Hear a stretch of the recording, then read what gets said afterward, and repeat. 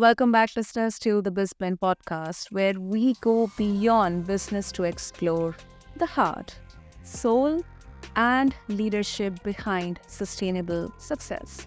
I'm your host, Sana, as always, and today we're diving into a conversation that's as much about personal transformation as it is about productivity. It's about faith, mental health, relationships, and soul care shape the way we lead, work, and live. And listeners, my guest today has a very powerful story of resilience, redemption, and reinvention. From growing up without a clear model of faith or leadership to being overwhelmed in ministry and finally finding clarity through transformational coaching, he now helps men and leaders lead with integrity, balance, and purpose.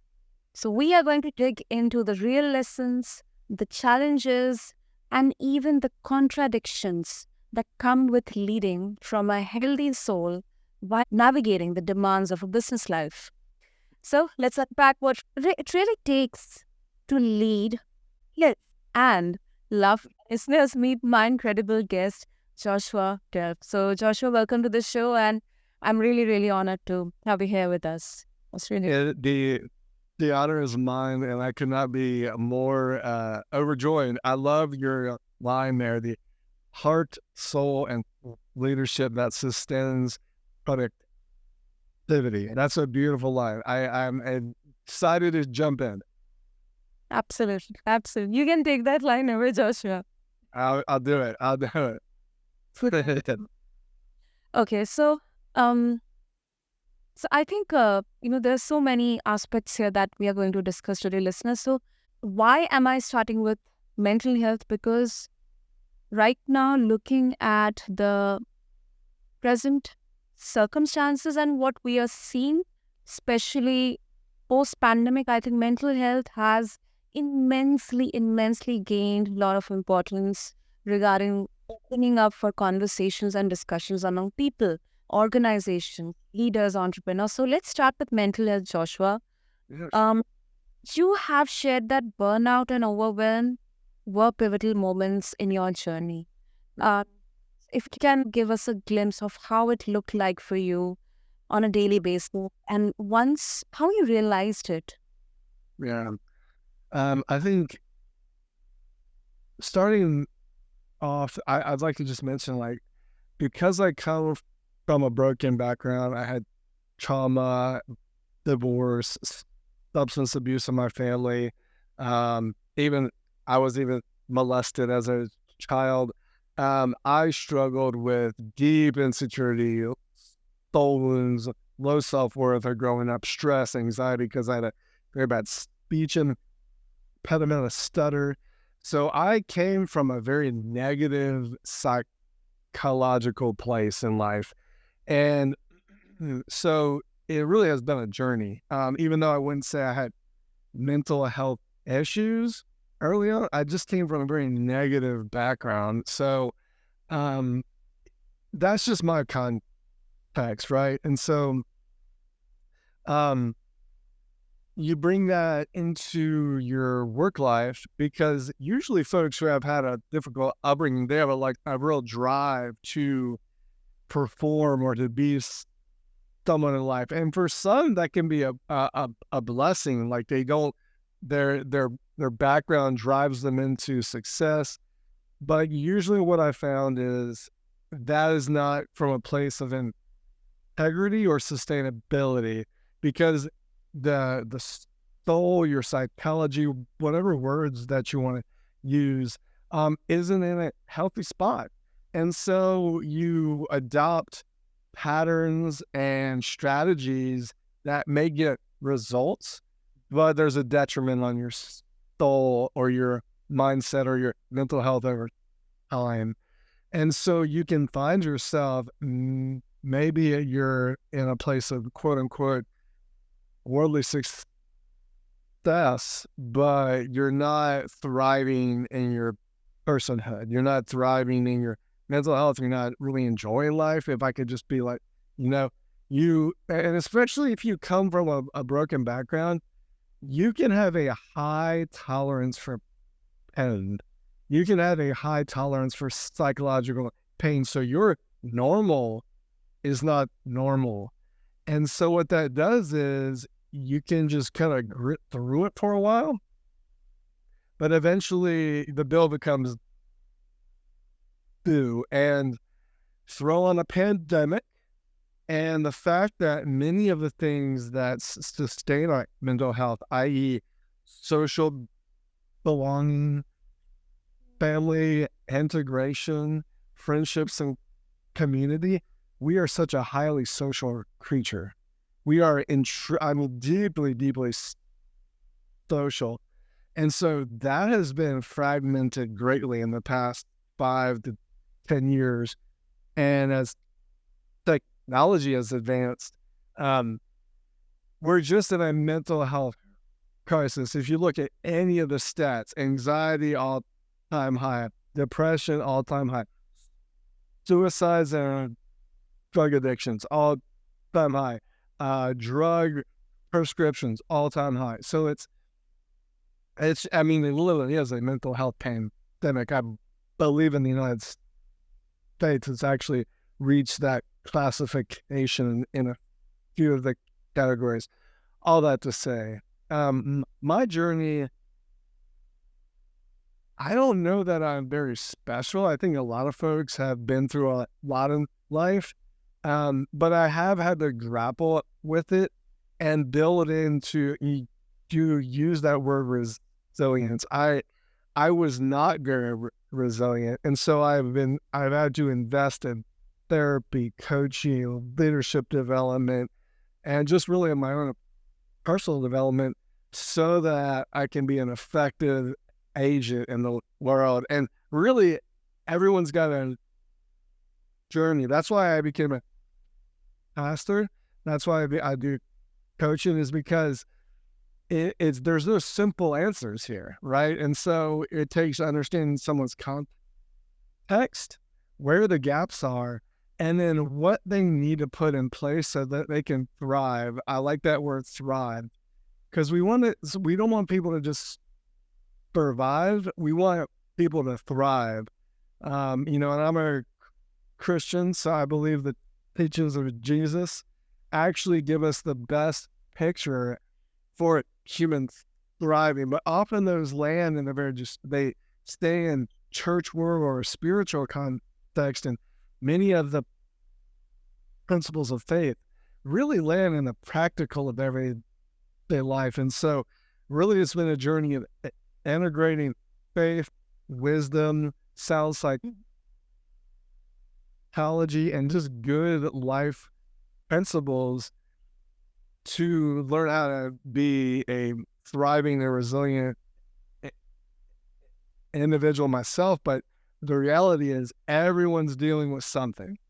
And so when you work as a pastor for a decade, you realize like no one gets out of this thing scot-free. And we all have places that if we add in some support or some principle or some wisdom or some discipline, some whatever it is, so you can add to your level of thriving. You can add to your quality of mental health. And that's vital, because if this is the BizBlend podcast. If you want to be a successful business leader, it starts with you. Leadership begins with you and the quality of your character, your mental health, and your ability to be resilient in life's challenges. Because anyone who's in business knows the challenges are coming every day, right? Every week, every day. And so that resilience, that foundation of your individual character is the foundation of your success. So that was a long answer, but I mean, that's just been the journey, right? So, yeah, it's a passion. It's definitely a passion area of mine because it's been a journey of mine. It has been. It is. And do you think everything is perfect right now, Josh? Because why am I asking this? Is because, um, we kind of right now are in that hustle mode always. We're looking for some quick fixes, quick healing. Even, in all cases, I mean, mental health conversations or taking breaks are encouraged, but then you are also kind of expected to get back very soon. And everyone has that, we have our own time, we have our own period of healing. And sometimes, considering all these options and external factors, we sometimes become too hard on ourselves, to get back the, outer world expectation mode and all that. So, you think that, it's everything's perfect right now, or you are still work in progress? 100%. There is no such thing as arriving. There is no such thing as perfect. To be human is to be a beautiful broken mess that has a glory on us. And like, again, I'm a pastor, so I come from the Christian worldview, and my faith says we're made in the image of God, and we're fallen image bearers, but we're still image bearers nonetheless. And God is in the work of bringing us back into that image that He made us in. So it's until the time when Jesus returns, we're going to be a work in progress. And so I say that again, that's just my worldview. That may not be the worldview of your listeners. But even if you're just a secular worldview, is there is no such thing as perfect this side of heaven. It's just not a reality. And so I call it this. Are you on the wholeness journey? I really like that phrase, the wholeness journey. If you've ever read any of Brene Brown's work, she does great research on shame, vulnerability, transparency. She's been a great contributor to this conversation. She uses this term wholehearted. Wholehearted. I like the word integrity. A lot of folks use the word integrity as well, I do what I say I'm gonna do. I'm the same person, behind closed doors as on the stage, and that's also integrity. But the word integrity just means one. I'm integrated. All the parts of me are integrated, and so that is the journey. I like the wholeness journey because that is the path of integrity. And when you're in a place of wholeness, doesn't mean you're perfect, but even the negative sides of you, the sides you really wish weren't there, they still have a place and can be integrated in your life. And a lot of folks would just like to say, I don't have this issue. Let me just be successful at business. And that's gonna fix my junk over here. And you get those skeletons in the closet you don't want to deal with. And it's just a lie. And so eventually you have to integrate or you become sick and fragmented. And so I would say that I'm not perfect by any stretch of the imagination. Just ask my wife. We got a 2-year-old and a 6-week-old. Sometimes I react in ways that I'm not proud of, but I can still bring those areas of my life to the table, into my relationship with God, into my relationship with my wife, and just own them. And so it is a journey. And I think when you're comfortable with the sense of I'm on the journey, that is the measure. And if you're not even trying, well, then you're off the grid. You see folks that have arrived, they're like, I'm good. I don't need to learn or grow. I worry about the coachable or unteachable people. They're the folks that are stuck in pride, and that's going to stop them from ever allowing new wisdom, truth, and life to them. It's not good, man. It's not good when you cannot, when, if you're unteachable or you think you've arrived, you're in a dangerous spot. I agree. I agree with you, Joshua.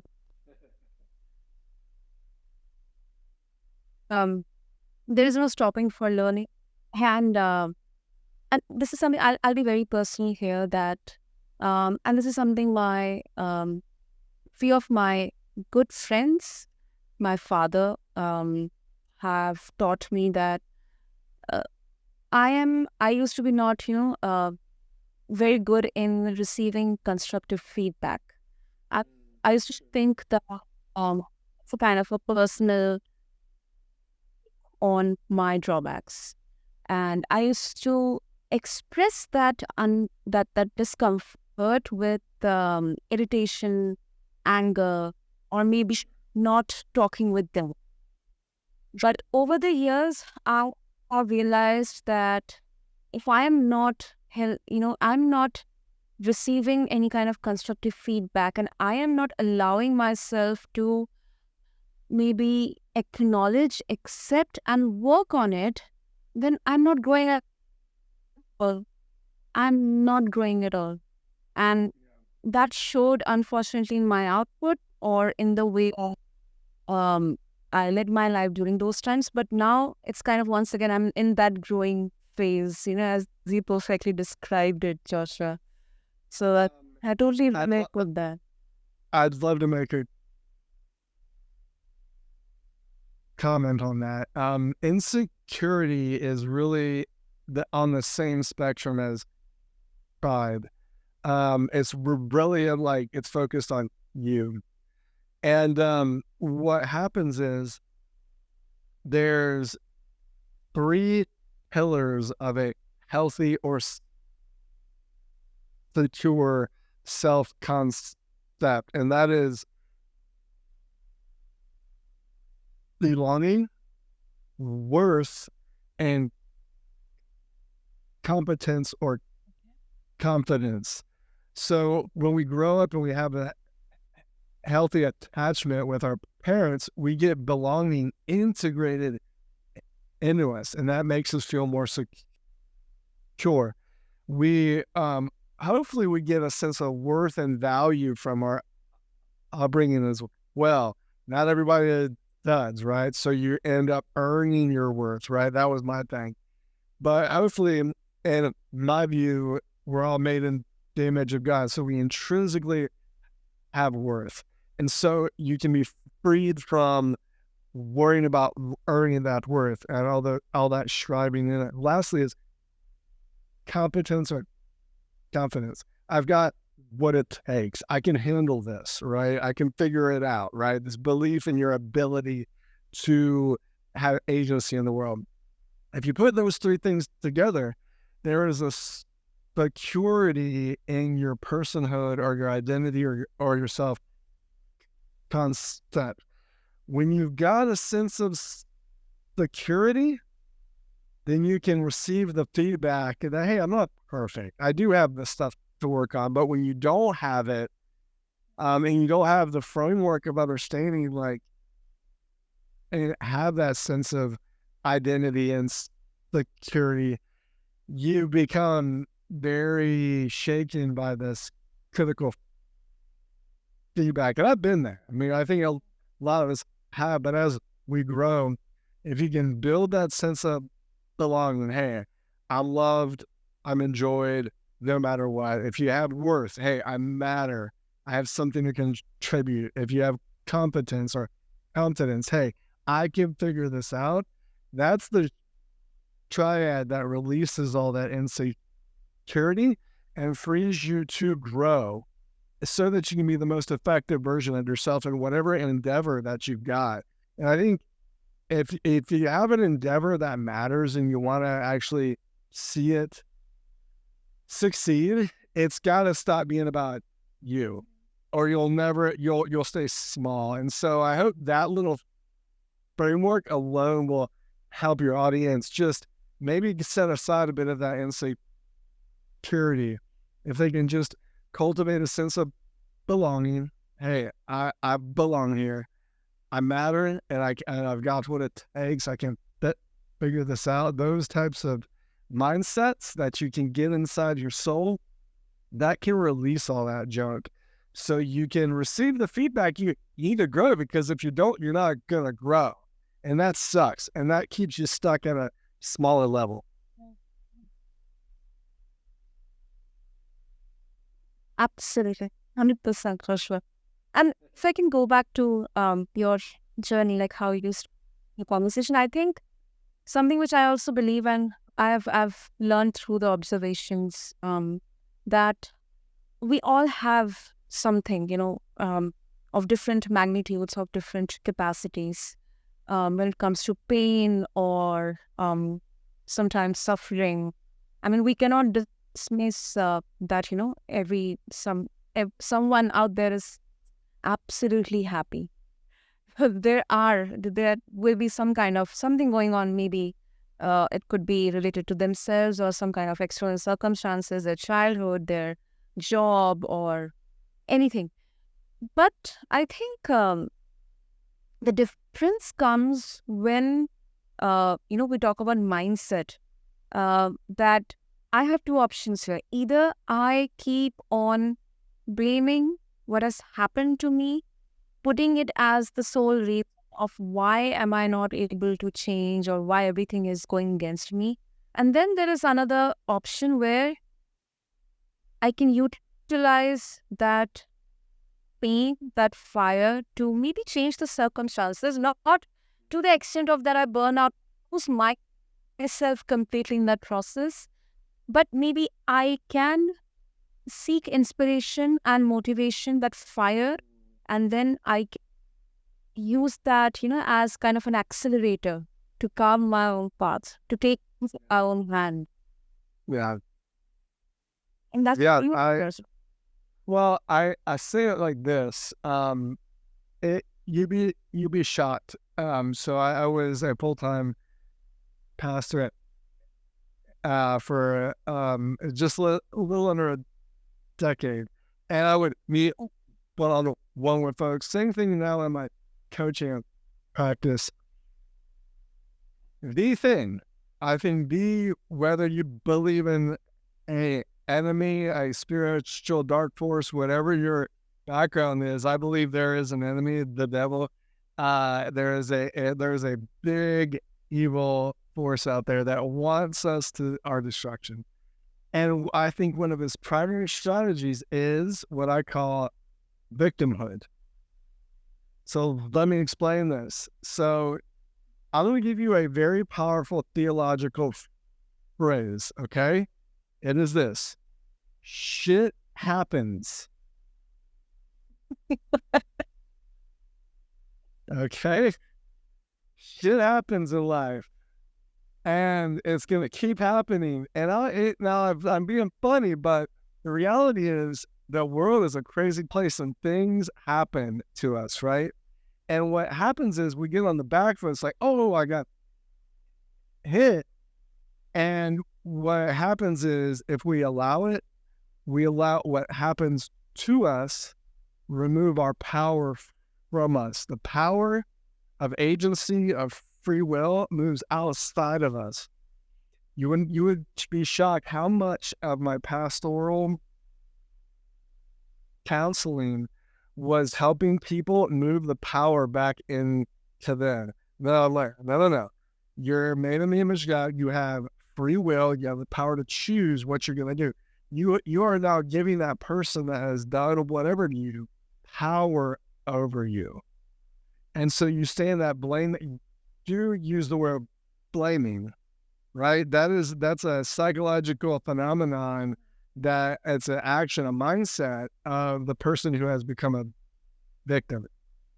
And so what we have to do is we have to get out of victimhood. And it can be a moment by moment thing, right? Like if you're driving in the car and someone cut you off and you like blow up, the power has left you. You are now reacting. They've taken power over your character.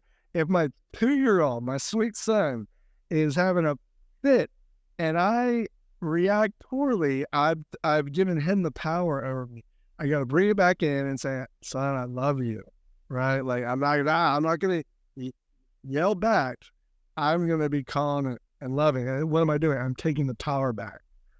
And so, there's a famous book, The 7 Habits of Highly Effective People, where it says, be proactive, not reactive. What's he saying is that space between what happens and our response, that's where our free will is. That is where our agency is, if you like that word. That is where our personal power is. That's where our free will is. The ability to choose. And I think that is one of the ways we're made in the image of God, is we get to choose our path. And so, but if you're always blaming they have robbed you of that power. That is our fundamental human power. And so what I always do is no, take the power back. You have the power. You're not using it. And so that really is, that's the game. That is the game, because we're constantly being taken out of our power and we're reacting, or I can't believe they did that. How could they do that? It doesn't matter almost. I mean, it sucks. And I don't want to mitigate. Like, I was molested as a kid. My dad was an alcoholic. He wasn't, it was tough, man. That it almost doesn't matter, even though I don't want to minimize the pain folks have been through. The reality is, it happens. What are you going to do? What are you going to choose to do in response? That is the game. That is the doorway into everything else. And so you can either blame what's happening, or you can take back the power and choose your response. Either make a good choice, or a lot of folks in their blaming and victimhood do go down past like anger, bitterness, substance abuse, numbing. I mean, there's all sorts of negative paths that brings you down. So getting out of victimhood back into personal power, I think, is the doorway to everything we actually are called to in life. Absolutely. That's very well put, Josh. And I think that's exactly, I mean, even if we don't consider the context of evil when we put in the frame of faith, I think we have evil all around us. We have all around us. We have, so many factors. People deciding how much worth we carry could be because of the phone we have, or the car we have, or the size of our house, or the brand, the clothes, anything. But I think that's what, it all does. It sucks the power out of you, and it wants you to be react, and it wants her to go chase loop. So that's very well put, Joshua. I missed. Oh, and talking about faith, I think before we wrap up, I think this is so important now. I don't know if my question is right or wrong, but this is what I believe, Joshua, that faith is something that gives a person hope, strength. It also, helps them surrender. They keep them grounded and centered, humble, or not something that, you have to show off online or people. Some practice when no one is watching you. And in context, maybe God is watching you, practicing it. So when you keep or you bring faith into the context of leadership and business, how would you address to the skeptics who would say that faith has no place in business? It's all about numbers and profit. Sure. That's a beautiful question. I would say this. You are in the people business. It does not matter what business you are in. The moment you sell a product, you're selling to a person.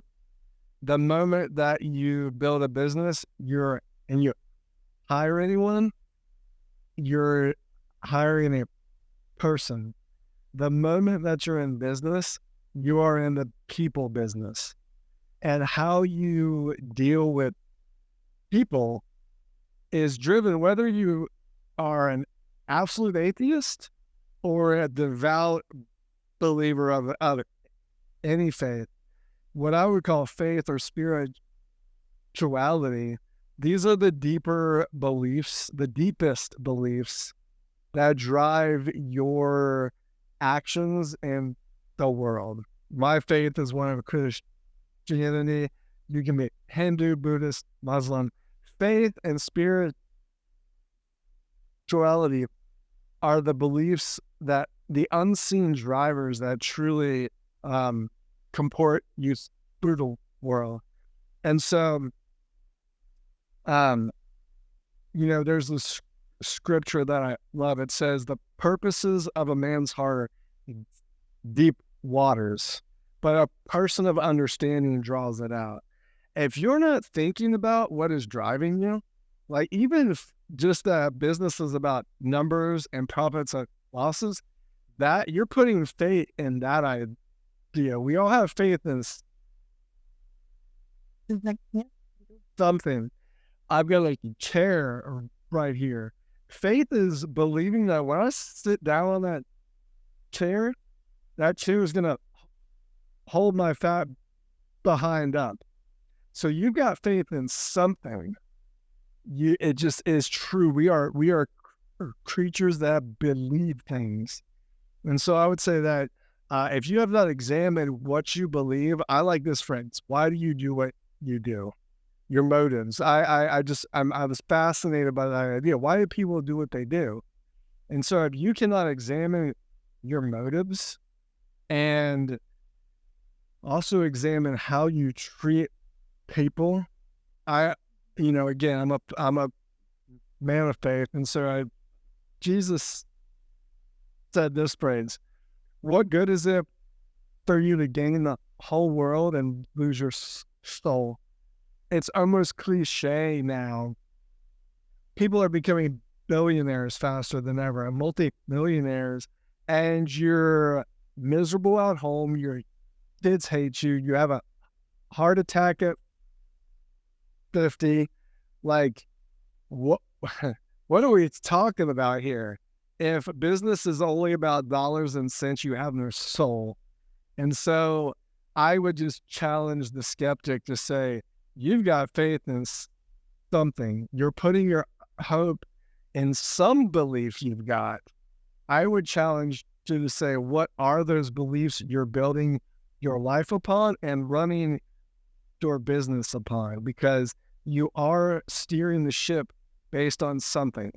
And so I say this, like, what you believe bears out in your life. Your thoughts create your words, and your actions create your habits, create your results over time, create your destiny. Or as we say in the scriptures, a man reaps what he sows.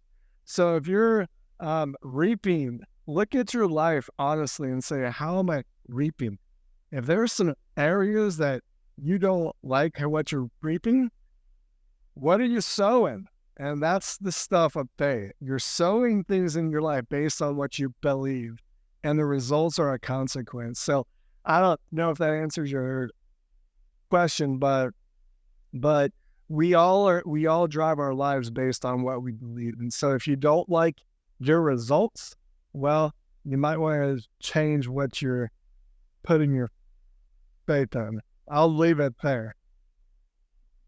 No. But that's once again, I think it itself is so powerful to hear, and I think, yeah, I mean, it's a free. Everyone has their free will to share their opinions and thoughts. And but I think personally for me as well, not only in business but in any life situation or any work that I'm going to do, I think that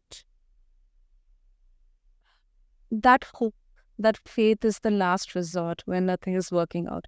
That's what going to make me um, alive, and if everything works out, thrive as well. Yeah. I'll say this. I'll give you a little challenge, okay? I want to challenge you, Sana. Don't make faith your last resort. Make it your first response. So instead of doing it all on your own and then getting to some place where it's like, I guess I gotta trust in God now. Start like I've been there. It's like, well, I've done it all that I need to do, and it's like, God help me. And you put God or your faith on that last resort. Instead, bring your first response so that when you're starting your day, when you're facing a challenge, there's that. Remember how we spoke about the space between the stimulus and a response? You could use that little block to pray or to invite faith, use your faith, invite God's wisdom in your life so that you're not just doing your own response, then that you invite the divine to help you navigate with wisdom, with strategy. Like I'm a strategic guy. I'm pretty knowledgeable on some stuff. I got a lot of life experience. I can crap the bed on a situation faster than like 1, 2, 3. I want the strategy of heaven. I want the wisdom of God in my life. I don't want it all relying on me. And so I would just lovingly encourage your listener, don't make faith a last response when it's all gone wrong. Make it, or excuse me, your last resort. Make it your first response so that you're being driven by your highest ideals and your most noble values and your wisest principles, not just in the latest hack of the day or the latest productivity tip. I mean, those are a dime a dozen. Like these deeper intrinsic things that have lasted for thousands of years: hope, love, faith, truth, wisdom, compassion. These things, these are eternal principles that can drive your life into a thriving place. So I'll take up that challenge, and it makes sense to me. Absolutely makes sense to me, Joshua, because um, I think yeah, it's kind of something that I cannot put in words, but my inside, my inner self says yes. Let's do it. Let's do it. yeah. Why wouldn't he? This has been a joy. Yes, absolutely.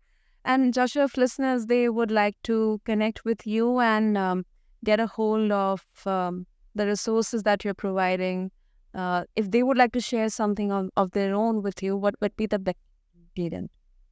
Sure. I'm on all the social medias, just my name, Joshua Delp, and then all of my resource and work with leaders and men is risingleadership.org. Superb. So, listeners, I'll have all the details, the links in the show notes. So, just refer to them along with this episode on whichever podcast platform you listen to. And I think what strikes me here today, what I've learned and what I'm going to take away, apart from the challenge that Joshua has given me, is how much alignment between faith, soul, and leadership, how this alignment can actually accelerate impact rather than slow it down. So I think it's a hard lesson many of us have to learn, or we only learn after burning out or breaking down, but it's better late than never. And It's learning. better late than never. Yeah. And there is no stopping for learning. So keep learning, keep growing, listeners. And Joshua, thank you so much for your really, really empowering, very, your words of wisdom and strength, much needed in today's world. Thank you. It is an honor to be with you, Summer. It is an honor. Thank you so much. And for anyone listening out there, maybe you can do a bit of self introspection, or maybe you can write it down in your journal, or record it, or, like, how aligned are your soul, your relationships, your leadership style? And are you leading in a way that is sustainable, purposeful, and fulfilling? So, thank you to everyone for tuning into this episode of BizBlend. Keep challenging yourself, leading with clarity, and nurturing the parts of you that matter. Until then, this is your host, Sana, signing off. Thank you.